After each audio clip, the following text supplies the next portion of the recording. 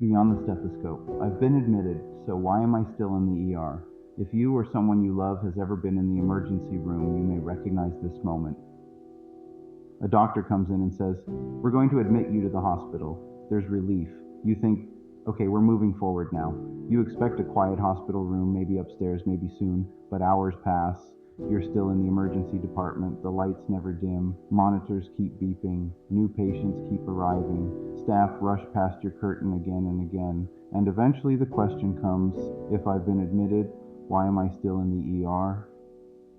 Tonight, I want to take you beyond the stethoscope and explain what's really happening during that confusing stretch of time, because this experience is incredibly common and almost never explained.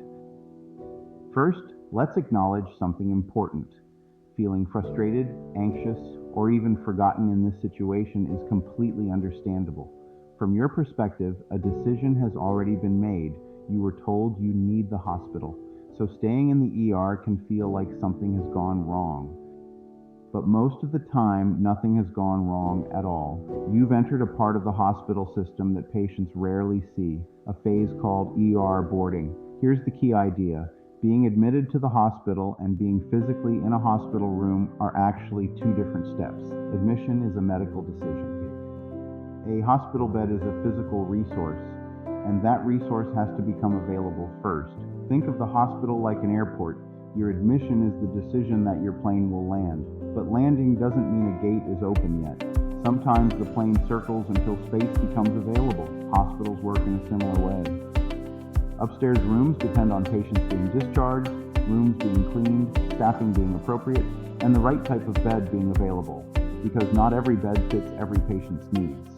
Some patients need cardiac monitoring, some need isolation rooms, some require specialty nursing care. Until the right space opens, the emergency department becomes a temporary holding place. Here's something many people don't realize. Emergency staff don't like boarding either. The ER is designed for rapid evaluation and emergency, not long stays.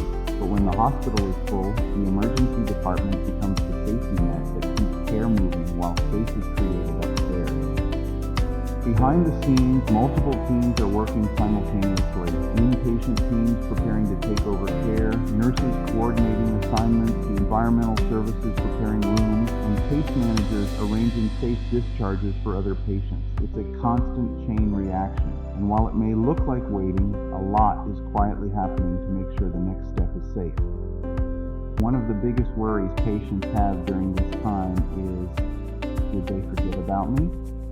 Almost always the answer is no. Your care has already begun. Orders may already be in place. Medications are being given. Tests may be running. Doctors and nurses are continuing to monitor you, even though the setting still feels like the ER. Another concern families have is, does this mean the hospital is overwhelmed? Sometimes hospitals are busy, especially during flu season or community surges, but boarding is usually a sign of system strain, not neglect. You are still receiving care. You are still being watched. There are a few helpful things you can do during this time. You can ask, has the admission order been placed? Are we waiting for a specific type of bed? Is there anything we should expect next? These questions don't rush the process, but they help you understand where you are in it. And understanding often reduces anxiety more than speed does. One way to think about this moment is that you are no longer waiting to be cared for. You are waiting for the hospital to reorganize itself around you. That takes coordination, and coordination takes time. So if you ever find yourself admitted, yet still in the emergency room, know this. It does not mean you were forgotten. It does not mean your care has stopped. And it does not mean something is being hidden from you. It means the hospital is making space safely for the next phase of your care. Healthcare can feel mysterious when you're inside it. I'm Arne Facklum, a nurse practitioner and fellow of hospital medicine, and my goal with Beyond the Stethoscope is to make those hidden moments a little clearer and hopefully a little less stressful, because understanding what's happening around you can make even difficult experiences feel more manageable. I'm glad you're here, and I'll see you next time.